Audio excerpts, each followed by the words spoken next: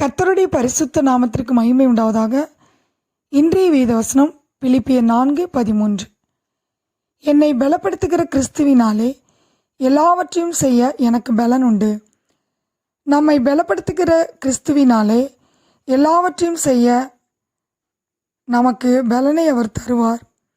ஏசாயா 40:31 வாசிக்கிறோம். கர்த்தருக்கு நாம் காத்திருக்கும் போது புது பலன் அடைந்து கழுகுகளைப் போல செட்டைகளை அடித்து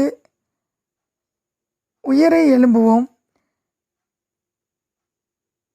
இஸ்ரவேலின் ஜெயபலமானவர் நம்மோடு இருந்து நம்மை பலப்படுத்துகிறவராய் இருக்கிறார். 2 கொரிந்தியர் 12:9 வாசிக்கிறோம்.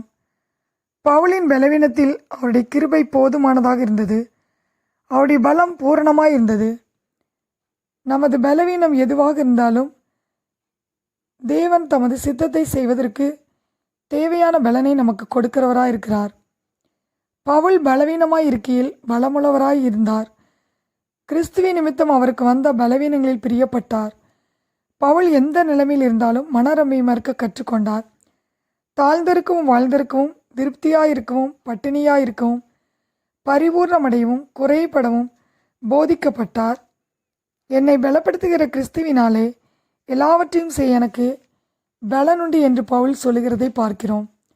ஆம் பிரியமானவர்களே, நம்முடைய வாழ்க்கையில் நாம் எந்த நிலைமையில் இருந்தாலும் நாம் மனரமியமாக இருக்க வேண்டும்.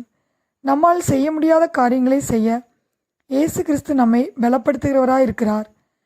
நாம் சோர்ந்து போகும்போதும் குறைபடும் போதும் தள்ளாடும் போதும் நம்மை தேவன் பலப்படுத்துகிறவராக இருக்கிறார். லூக்கா 2:40 வாசிக்கிறோம். பிள்ளை வளர்ந்து ஆவியிலே பலன் கொண்டு ஞானத்தினால் நிறைந்தது, தேவனுடைய கிருபையும் அவர் மேல் இருந்தது. இங்கே இயேசு கிறிஸ்துவை குறித்து வாசிக்கிறோம். அவர் வளர்ந்து ஆவியிலே பலன் கொண்டு ஞானத்தினால் நிறைந்திருந்தார், தேவனுடைய கிருபை அவர் மேல் இருந்தது. இயேசு கிறிஸ்து ஆவியிலே பலன் கொண்டிருந்தார். அவர் எல்லாவற்றையும் ஜெயித்தார்.